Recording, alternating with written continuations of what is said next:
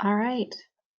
Hi, everyone. This is Annie Margis from the Oregon Department of Education, your alternative education options specialist. Thank you for joining us for this AltEd community webinar on May the 19th, still in the year of COVID. I'm happy to have you here today, and we do have a bunch of special guests, colleagues of mine from ODE to talk to you about Oregon education, open educational resources. So we'll do that in a second. If I can just ask people to introduce themselves, we can start with the ODE folks first and then move on to the AltEd people or AltEd supporting people. So just your name, your title, and then maybe something that, I don't know, something you're looking forward to. How about that? Something positive. So you all know me, I'm Annie, and I'm looking forward to more camping. We bought a camper a couple of weeks ago, and we camped last weekend in Sisters, and we're gonna go down to the coast this weekend. So I think I might pass it along to Susan because you're right next to me in my grid. Sure. Susan Me, yes? Yes, Susan Payne. Yeah, my name is Susan Payne. I'm an educational systems standards and systems specialist. I still don't know my title. I have been with ODE, I think, around 3 months now, and I'm part of the Oregon Open Learning team. I am looking forward to summer. We have a swimming pool, and I'm excited for warm weather so we can swim. Oh, should I pass it to someone? Sure, great. I will pass it. I don't know a lot of people's names. So who is the man in the bright blue polo shirt? That's Steve. Yes. Hi, Steve. Hi there. My name is Steve Scheller, and I get to be the principal of Stanfield Secondary School out in Eastern Oregon. We started our alternative education program this year, and Annie's been a great resource and help, so I appreciate that. And I'm going to follow the theme of this meeting where we all want this dead horse we call the 2019-2020 school year to be over.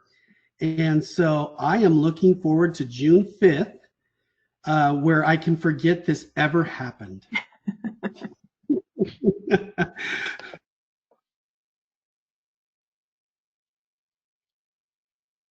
In my smart aleckiness, I didn't pass it off yet. That's okay. So let's go with, oh, why not? Let's go with Colleen. Okay. Hello, my name is Colleen Alfs, and I'm a teacher at the Academy at Sisters in Bend, and I'm a language arts and social studies teacher. And let's see, something I'm looking forward to would be my anniversary in June for 15 years of marriage. Yay. Yeah, and going to the beach, possibly. I'm trying to get my camera to go. I'm kind of hiding in my bedroom right now, so I probably look a little weird, but let's pass it. I don't know anybody's name on here.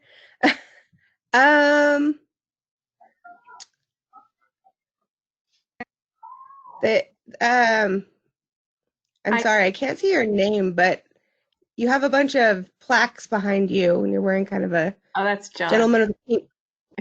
John, there we go.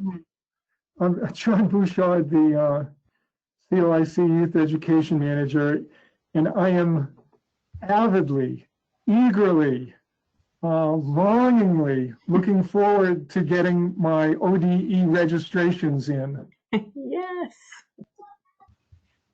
Me too. John, can you pass it to someone? I just, I'm done. That's it for me. I muted myself. Oh, that's okay. Scott Cooper, why don't you go next? mic on. My name is Scott Cooper. I am South Coast Alternative Executive Director. I am looking forward to training my staff on distant education just in case it goes crazy next year. We just budgeted to actually put training time in the summer and not try to do it on the fly, but think ahead about what we're going to be doing. So I'm looking forward to that. Thank you. Tina, why don't you go next? Hi, I'm Tina Roberts. I'm the English Language Arts Education Specialist at Oregon Department of Education. And I am looking forward to next week because I'm taking the week off and I'm going to read a lot of books that have been stacked up on my to-read shelf for a long time. It is well deserved too, Tina. Thank you. Andy, why don't you go? All right. Good afternoon, everyone. Andy Byerly. I am the Math Assessment Specialist and also am part of this Oregon Open Learning team of rock stars that's going to share a bit with you today. And it's funny because I've exchanged emails with both John and Steve this year, so it's nice to put faces with names. Let's see. I am most excited about getting to see my parents. They've been in Arizona for a while and they're coming back up to Oregon. And so I don't know when the day will be that I get to see them, but I'm excited about that. It's been since October since I've seen them. And I will tap Vanessa. We'll just go to the bottom of the list. My name is Vanessa Clark. I am a Digital Innovations Program Analyst at ODE. And I'm going to go with Annie's answer because I'm also really looking forward to hopefully doing some camping this summer. We're going to be tent camping. Fingers crossed that parks are open.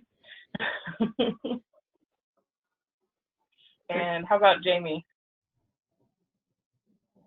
All right. Hello, everyone. I'm Jamie Rummage. I am the Science Education Specialist who is also part of the Oregon Open Learning Hub team that will be presenting today.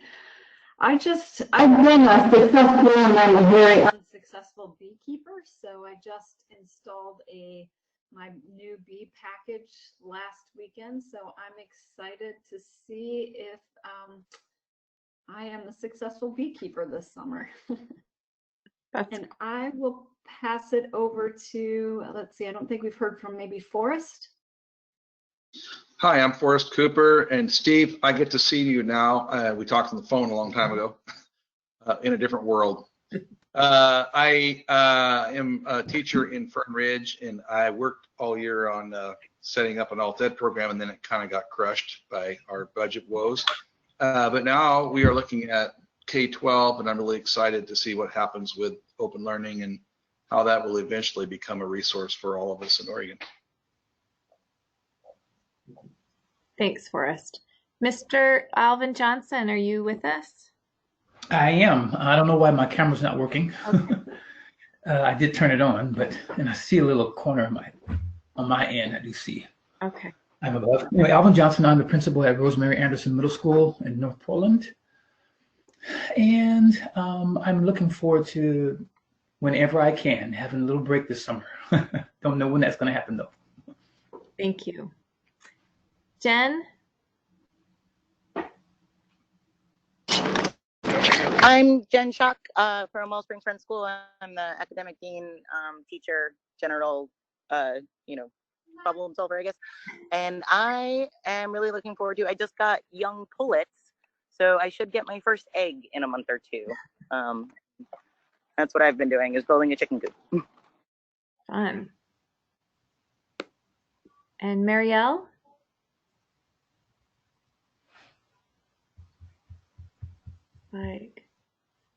Okay. I'm not sure. Well, Thanks everyone for doing that. I think it's just good to know who is with us, and especially for my colleagues who are maybe not as familiar with alternative education. So thank you for doing that. So we have just a couple of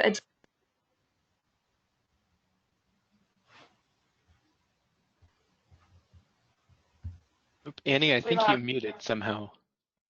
Oh my gosh, I did mute myself. Good etiquette, and I forgot. Okay. So we figured it was like you bleeped yourself out or something. Oh. Like, I'm really curious what you said now.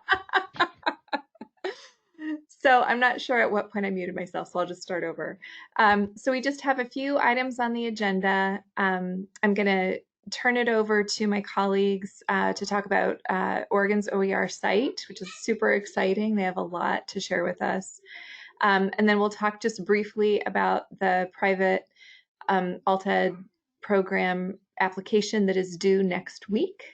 And then just any questions that folks have at the end. But at this point, who should I share my screen with or to for the OER people? I think Vanessa.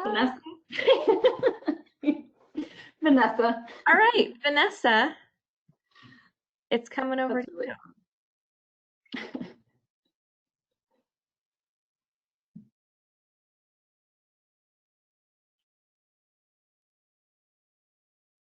Beautiful.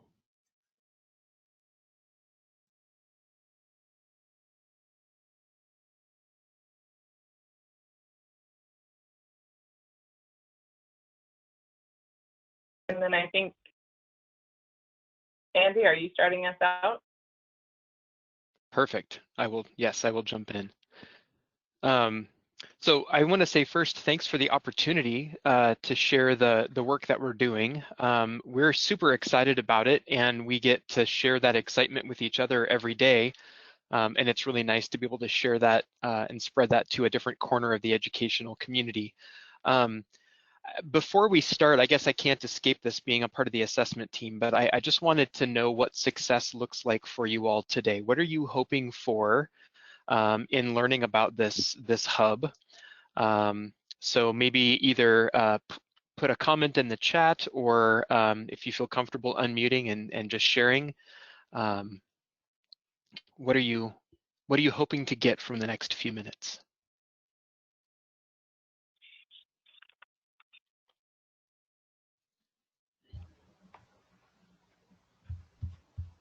Something that will help me get kids across the stage. All right. Map that back. Maybe how we can help and get it going, what the timeline is, and when we think it'll be a usable resource. Perfect.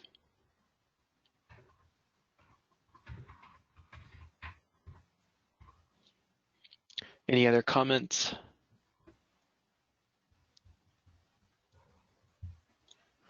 Perfect. Thank you.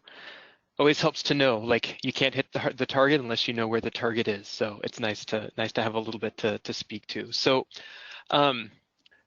we are, like I mentioned, we're really excited about moving into the world of open educational resources, and we're going to share with you both a virtual tour of the hub now and kind of some thinking that's gone into setting it up. Our ask is that as you watch today and as you listen and you engage, that you ask questions as they come up for you. Feel free to interrupt any of us, or use the chat if you prefer. Please also like keep a critical eye on, right? We want this to meet you where you're at, and the students that you're supporting. So it's critical for us to get feedback from educators and from leaders early in the process. So Vanessa, you want to click on the next slide? Okay. I get to tee it up for my colleagues here on the team, but I just wanted to lead with this because I think it's important to know that just like our distance learning guidance has all been rooted in some guiding principles of care, connection, and continuity of learning. That the Oregon Open Learning Hub has a place in this as well, and specifically, we see it as a platform that helps us center in equity.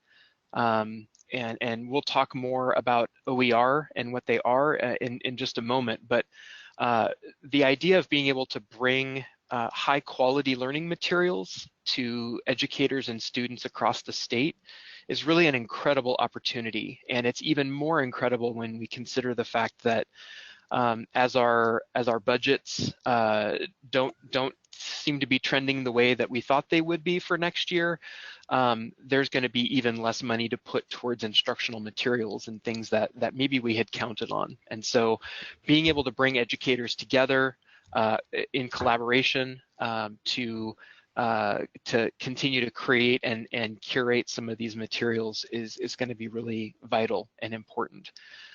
It's also innovative, right? Like there's always, I've been in several meetings with people who are talking about opportunities that are coming through the COVID situation, and especially as we think into next year. And there is an opportunity here to be innovative in how we approach kind of sharing the load a little bit and forming community with our colleagues across the state. So perfect. So again, our intentions today, we want to give you just a little bit of background on what OER are. We'll give you a virtual tour of the hub and talk about groups and collections in particular. Those are two terms to kind of be paying attention for, as well as some of the resources that you can use to get started. We'll share a little bit about some of our planning to engage educators. We have a statewide launch happening next week. We'll share a little bit more about that, as well as some hopes for the summer and into the fall. So we will also be mindful of what you mentioned to us as well. So ways to help get kids across the stage, how you all can help early on, what our timeline is, and then what it's going to take to make this a usable platform. So I'm not going to read this slide to you. I just wanted to acknowledge the wonderful human beings on our team who bring just a tremendous amount of passion for students. I want to name that because I think when we start to work at ODE, often we lament about how we're one step further removed from students, and I just want to underscore how student-centered this team is. So each of us has kind of a lead role on the team, and you're going to hear from most of us today.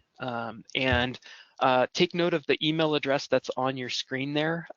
So the way you can get a hold of all of us is just through that one single email there, and that'll come up at the end on the last slide as well, I believe. So I think with that, I'm going to tap Tina to jump into OER and what they are.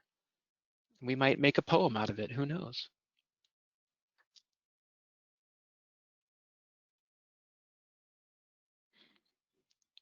Tina, are you? And of course, it always helps to unmute yourself. I was just gonna. You know how many times I thought to myself, don't forget to unmute before you start talking. And then I just launched right in. Sorry about that. So you have open a reputation educational now. resources. Yes. Or OER are freely accessible, openly licensed text, media, and other digital assets that are useful for teaching, learning, and assessing. Oregon Open Learning is the place to find and share OER that are curated and created for and by Oregon educators. Community is at the heart of OER, and the Oregon Open Learning Hub intends to bring together educator authors and curators to collaborate in a virtual space for the benefit of all students, educators, and communities across our state. Using OER benefits the education community in multiple ways. First, OER promote educational equity because all students can have access to high quality, up-to-date, and relevant learning materials. Second, investing in OER builds educator capacity through collaborative professional learning, and it empowers educators by giving them the freedom to adapt resources to fit their students' learning needs.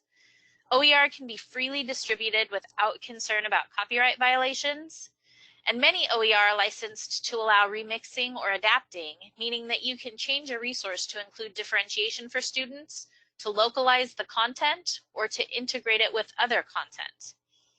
Essentially, participating in developing and curating OER invites educators to participate in a continuous iterative process, much like the process Austin went through when creating his butterfly, as you can see in the picture on the screen, on the slide. Oregon Open Learning and OER Commons is a space to try to change our current and long-standing cultural ways of being. When investments are made in OER, investments are being made in building the capacity of the people in our education community, and it helps shift us from a static process to one of dynamic engagement. Additionally, it helps us revise our story about education and about instructional materials in Oregon, and it helps us lean into our core values, like creating an ethic of excellence.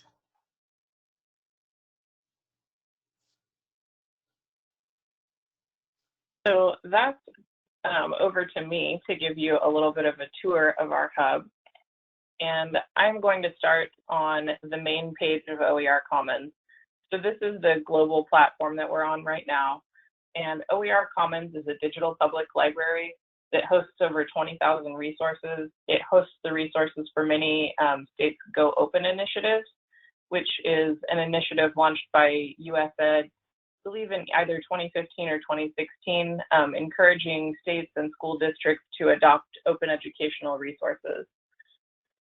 You can use this global site to search any of the content that's hosted by Oregon and other states. If you were on this main page to find our hub, you would click on the Hubs tab up here, and then you see all hubs. And from that page, you would just scroll down until you find Oregon. I'm going to hop right over to our page, though. This is the Oregon Open Learning Hub. So here on our site, as you scroll down the page, you'll see the different sections. You can also use these links here to hop right to a specific section. And you can use the search bar at the top to search our entire hub. So now we're filtering down and searching just Oregon's hub rather than the global site. On our hub, we have an About section to tell everyone a little bit about our hub and how to use it and what it's intended for. As you scroll down, you'll see this Curricular Resources section. This section was our attempt to get resources quickly available to educators through our hub. These are all nationally known content providers that we felt good about saying, Oregon educators, use these resources with your students. We knew that a lot of schools right now in this time were shifting from their in-person education, possibly with physical textbooks, and not having digital textbooks for students, to remote and students not in the classroom. So this was a way to get resources to educators quickly. As you continue scrolling down, this Distance Learning for All guidance and website resource list, that's a little bit of a mouthful. This section is a place where ODE staff have curated and collected some of ODE's guidance and other resources that are helpful to educators right now. So again, our attempt to make sure that resources are easily accessible in one place. And then a little further down the page, you'll find our groups section. And I'm going to let Jamie tell you a little bit more about groups, but before we get into that, I wanted to actually look at a resource with you all so that you can see what that looks like. I'm going to hop into Math because I know that they have added some content here. When you're in a group, you see the content here. You can also use folders to jump specifically to certain sections. So if I wanted to look at resources for grades 3 through 5, I can hop directly there. And then when I open a resource, you'll get a brief description of what that resource is. So a little bit of information about it, some tagging to show you what it's relevant for. So it's a mathematics for grade 3, and it's an activity or lab. Using this green view resource button, you'll go to see the full resource. From here, you can also find ways to share it on different platforms or to export it directly to Google Classroom. So if any of you are using Google Classroom, it integrates very easily with that here as well. So I will go ahead and pass it over to Jamie so that she can tell you a little bit more about our groups section.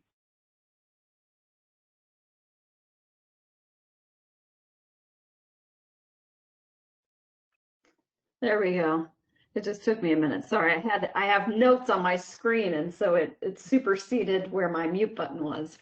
So I put in the chat box where the actual link to the Oregon Open Learning Hub is. So as we talk through, feel free to kind of go and explore whatever makes sense to you. I know for me, I'm a little bit more hands-on. So as people talk, I like to kind of explore on my own. But essentially, what we're looking at now on the PowerPoint slide, you'll see essentially two fundamentally different sections. One is called groups, and those are always circular. So anytime you're on the Oregon Open Learning Hub and you see something circular, it's a group. And anytime you see something as a rectangle, it's called a collection. And so just on a fundamental level, that's the difference between a circle and a rectangle. It's not a geometry lesson, but there are some fundamental different pieces in that. So if you want to advance the slide, Vanessa. So in taking a closer look, the groups function as a working space. It's a collaborative space where we're able, and when I say we're, you can be an administrator, you can be an educator, maybe you are a teacher leader.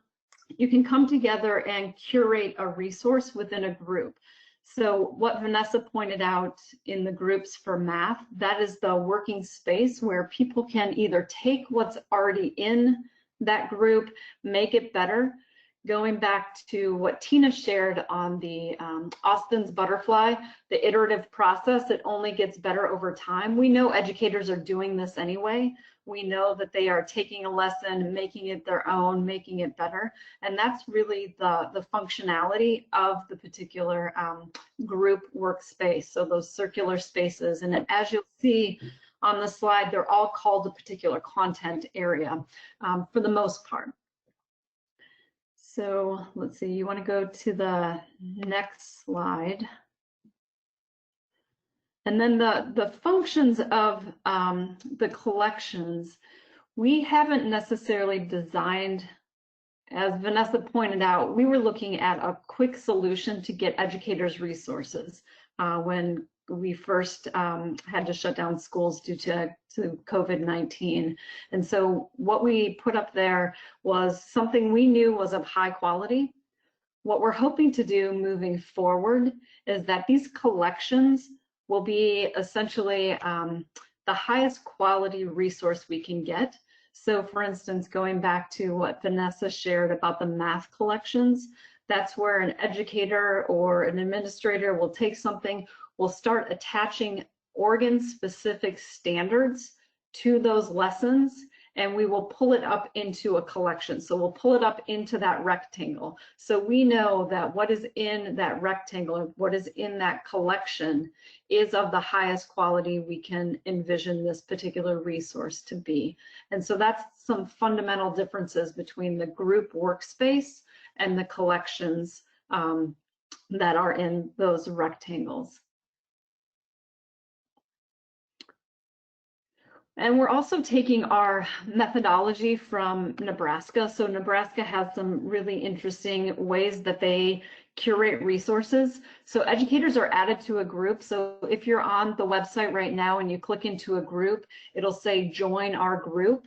So anybody after the end of May will be able to join any group after they receive some initial training, and we'll add them to the group. So they'll just ask, can I join the group? So they'll join their prospective groups. And then educators are in that space. Again, it's a collective workspace where they're curating resources to be reviewed. So anyone who is in that math group can start to see what other people are uploading. You can rate it, you can give feedback. There's a lot of different functionalities within that particular curated resource. It's funny, I forgot we animated all of this. I'm like anticipating the next bubble. And then within that, the educators review, like I said, for alignment. And this is where we start to take a look at the quality and the standard it aligns to. Once that happens, we will tag it for that particular standard. And when it says meta tag, those will be Oregon specific tags that we will put on those particular resources within the group. And then here's where it either circulates back through, we're saying, no, it's not quite there yet, so it'll go through yet another iterative process, or the example that Nebraska has put together is it's actually at that point gets an added endorsement. It's been tagged with the proper alignment to standards, and it has the meta tag. So as an educator, so historically, before I came to ODE, I was a science teacher. I could go in, say I'm looking for a middle school particular science standard. I could go through that search function, and because everything is tagged appropriately, the time I normally spend looking for high quality, well-vetted resources has been minimized because I can come to this site and see the standards have already been aligned to a particular resource that matches Oregon specific standards. And then so we move on and move it up into that collection space. So I want to pause right now and just see if there's any questions kind of on this methodology or this thinking. Or thumbs up if it seems to be something that might be of interest. Okay, good. I don't see any thumbs down so far, so that's good. So this is K through, this is Alvin Johnson, I'm not on video, but this is K through 12 grade levels? Yeah, we're actually looking at PK20. So we do have an early learning group as well. And we do have, so on the groups page, we've added an additional tab. So we also have some college and career, it's called C3. It's where we have the connection to high school all the way to college and career. So we also are entering that higher ed space as well. Thank you. But I would say for the most part, just to clarify too, I think the biggest users of this will probably be the K-12 educators. So with that, we do have some opportunities coming up, and so I'll hand it over to Susan because this is her area of expertise. So thank you. Thanks. Yeah, so I don't know if you are anything like me, but a couple of months ago, I could not have told you a whole lot about what OER are or what even anything about this site. So there is a lot to learn, and we've tried to make it pretty streamlined. And I'll show you some of the resources that we have on our site. If you want to learn more about what OER are, I'm just getting confused about the right verb to use, as well as more about our hub and kind of how to navigate. So on one of the first groups, the first groups that you'll see is our professional learning group. And I think you can, correct me if I'm wrong, but Vanessa, you can view the resources in the group without joining the group. However, we also encourage you to join the group because there are discussion boards and you want to participate in the discussions, you do need to be a member. Were you going to say something, Vanessa? No. No, just that, yes, I was right. You can view the resources, right? So when you, so as this slide says, our professional learning group is kind of a one-stop shop for your OER learning. We have resources in there that are videos, some presentations, and I'll show you in the next slide. One of the first resources that you'll see has a picture on it that says start here. So that would be the one that you would want to click on first. So can we go to the next slide? And that will take you to our Oregon Open Learning User Guide. So this is a pretty simple resource that we have 3 modules. We will have 3 modules. Right now we have 2 modules that are built out. So the first one is our OER Basics module, and that you can just see the very beginning of it there. It's set up, like I said, pretty simply with learning targets on the left-hand side of what you should know or be able to do. And then if you read the learning target and you're like, yeah, I don't know how to do that, then we have some resources on the right-hand side. The videos are short. I don't think, there might be a couple that are 12 minutes, but a lot of them are 4 or 5 minutes. So to go through the whole OER Basics module should not take longer than 30 to 45 minutes. And you'll get a pretty solid understanding of the basics there. And then our second module will give you some of the basics about curating resources in a group. And a lot of the, some of the videos are general about OER in general. And then we also have some videos specifically that are about our own hub. So you can check out all of those things. It's just a Google Doc, so you can access those. The links are live. And then, as I think Andy said, we're hosting 2 webinars next week, one on Wednesday and one on Thursday. It's going to be the same content in both, and we'll also be recording those. So if you register, and again, correct me if I'm wrong, if they register but they can't attend, how does that work, Vanessa? Do they get an email with the recording? Yes, we'll send out an email after with the recording. Okay. So you've already gotten kind of a preview of some of the content that we're going to share in the webinar, but it's there will be more shared there, as well as some information about what this summer holds. We will be having some opportunities for folks to start actually curating resources in the different groups. So, and I don't know if anyone else wants to say more about that.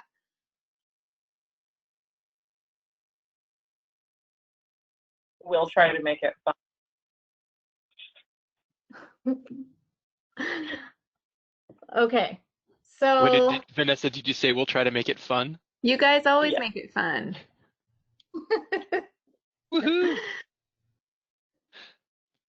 So I want to make sure that we hit the mark here. There's some comments in the chat as well. So I kind of wrote some notes as y'all were sharing. In terms of resources and getting kids across the stage. Oh, we have a special guest. I'm looking at Annie's camera feed here. I just want to say that we're definitely at the early stages of the hub's life, right? You can tell we're getting a framework there. And right now, I really want to emphasize that success early on looks like educators can come to the hub and see themselves, right? And that's part of the reason that we're joining you today is for the alt ed community. Is there a group or a folder within a group that already exists that would be kind of a go-to? We definitely welcome your input there. In terms of how to help, really encourage you to go to the hub. You don't need an account to access what's there. We of course recommend that you do create an account and a profile so that you can see the professional learning resources that we've put together to go deeper. In terms of a timeline, again, the launch, the statewide launch next week will lead into some early work over the summer when we're working with educators to get some resources curated in there and reviewed. And our hope is that that's really an empowering experience for educators. Genevieve, in the chat, you made a great comment there about how the hub can help us to continue to differentiate our educational delivery from larger schools if we have to continue remotely. That's one of our greatest hopes, actually, is that resources are definitely plentiful out there. Whether they're high quality or not is a sort of another layer of investigation. But to be able to take a high quality resource and remix it, which is the term that OER Commons uses, to make it fit your students, to make it fit your place in the state, to add your own flavor to it, to be able to differentiate it in some way, that is part of the heart and soul of what we hope this platform will become. So I was happy to see that in there. Team, any other comments that will address the targets we've been given today? No, I think Andy hit on a piece that at some point, and maybe not today, maybe Annie, you can help facilitate this ongoing conversation, is really where does the alt ed community see themselves?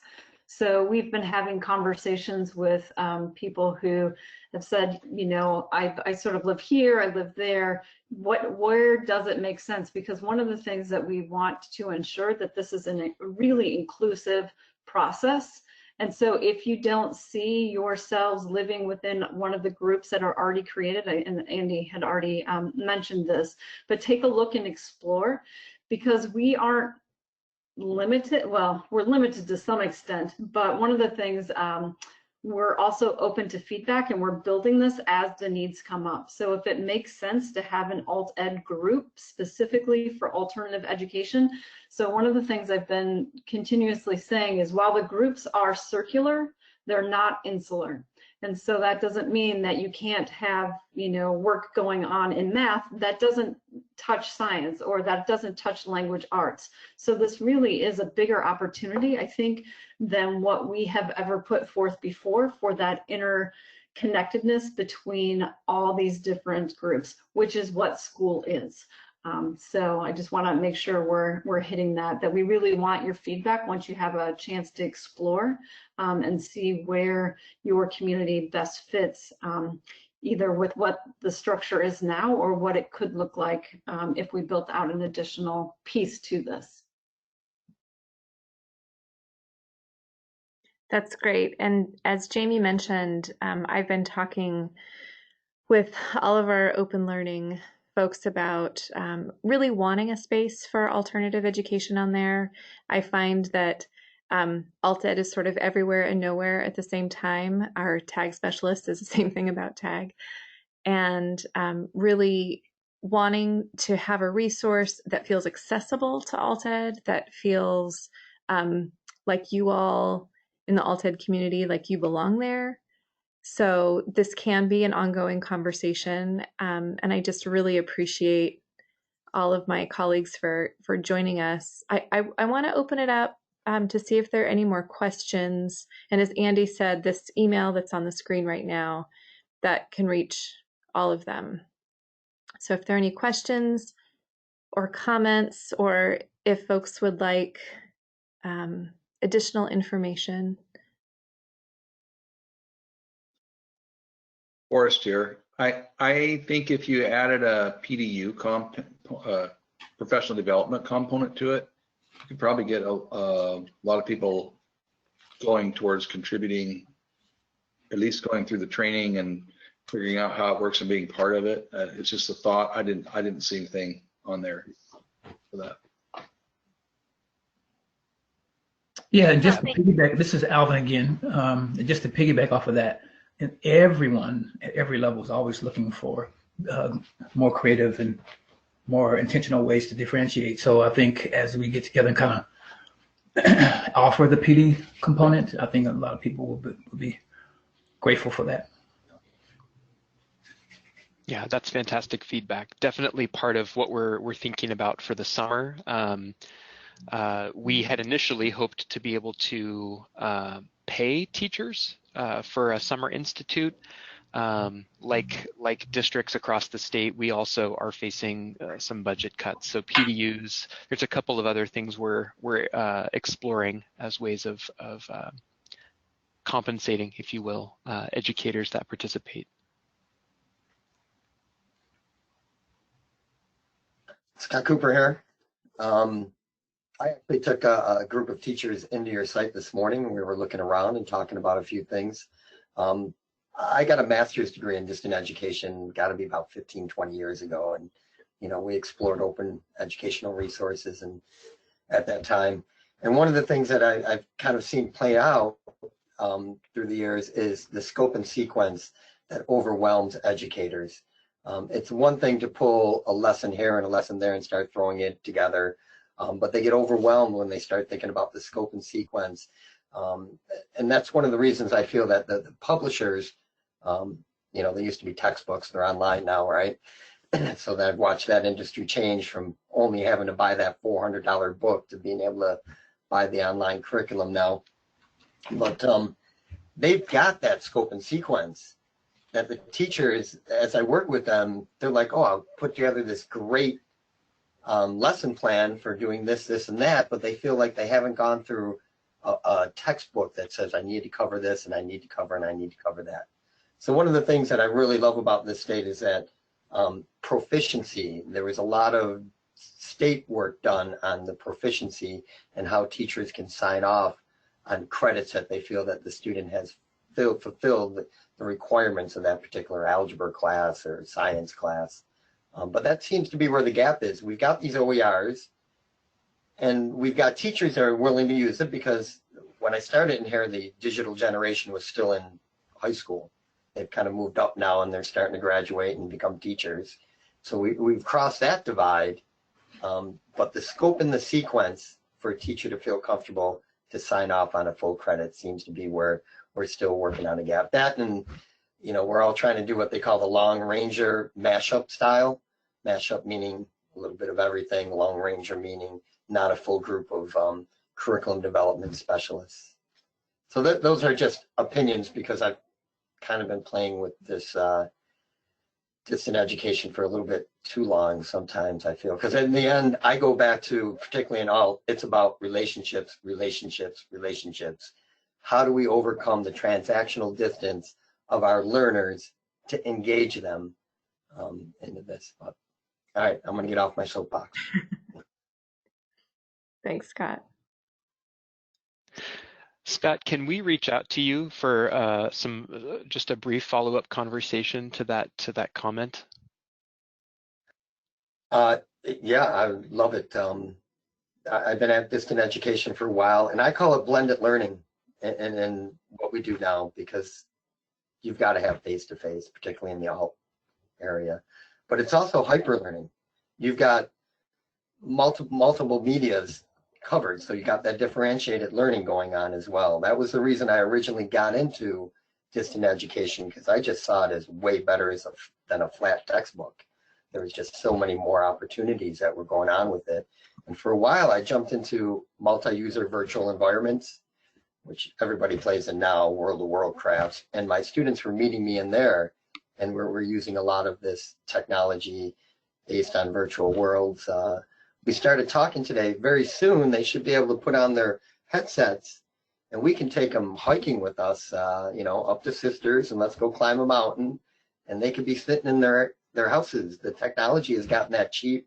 Google's got that little circular camera that you can look around and see virtually where you are. So we're headed in that direction really quick. Education is just slow to move. Conservative, let's say. I really appreciate that. I'm going to have to beg your forgiveness and sign off. I have another meeting that I'm heading to, but please be in touch as our team can help. Thank you so much for the opportunity. Thanks, Andy. Absolutely. Thank you. Thanks, team. Okay. So I'm going to switch back. I can find myself. Okay. So now I'm close up and everybody can see my grays. Before I was a smaller square, and now I'm big enough that everybody can see all the details here. fantastic, Erica. I think we're all there. Sorry for joining. So, so just briefly, I just again want to remind folks that the private alt-ed applications are due on May 29th. And if you have any questions, let me know. Thanks for joining us, Susan. And then the last thing is really, I had some specific questions for folks about those of you who have some CTE programs, how you're facilitating applied learning during distance learning. Back to, and I realize we only have 7 minutes, so maybe these questions are better answered via email. But back to Scott's point about connection, just curious what strategies you've implemented that have been successful in engaging your students and how you're addressing the mental health needs of your students. So those are just a few questions that I had for our remaining time. And so if folks have, or if people just have general questions, we can just open it up. These were just some things that I thought would be good to hear. Well, this is Alvin Johnson. In our Google Classroom Spaces, we've made spaces specifically even for our support staff that's helping out kids. Like we have Title I tutoring, we have our SPED support through Steve Geisler, we have even one of the counselors at the North Campus, not North Campus, but the New Columbia campus, and they all have their Google Classroom spaces. So kids and groups are able to go in there besides their regular classrooms to be to have some connections with those staff members.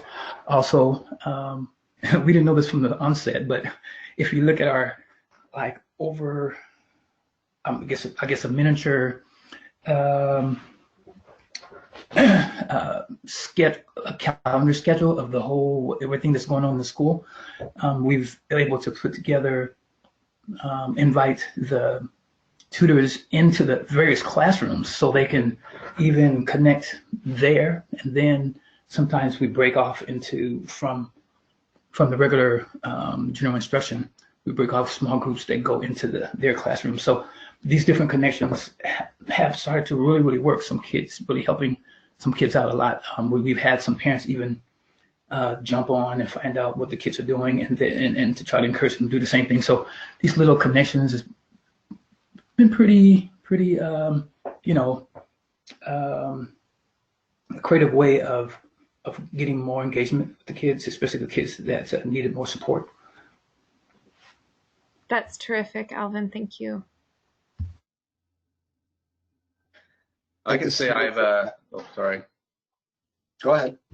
I can say that with my 3D modeling class, I had some kids who did not have computer access. And so I went out and found the OpenSCAD programs for them. I don't know if you've heard of those, but it's like a scripting version of Inventor, AutoCAD, and downloaded it onto a thumb drive and gave it to them along with the assignment website that I just put on the thumb drive, so it was standalone.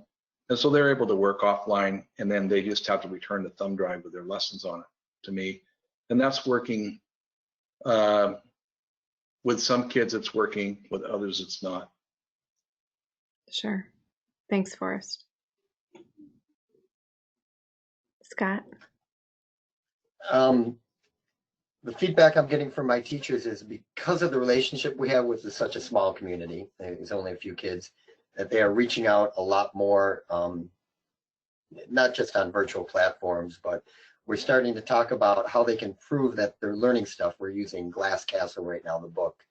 And they pulled me into, well, good. do a TikTok for me and show me in a couple minutes that you understand that chapter you just read. So they're actually, one of the things I enjoy about my students is I think I learn more from them than I teach them. And we're just letting them pull us in their directions. I'm liking the fact that the regular schools right now have laid back on the academic rigor and we're looking more at, are we dealing with social emotional stuff? Mm-hmm. That and my school is giving out food every week, so I'm still staying in physical contact with my students, which has been really nice. That's great. Well, that's just what's happening down here in the South Coast. Yeah.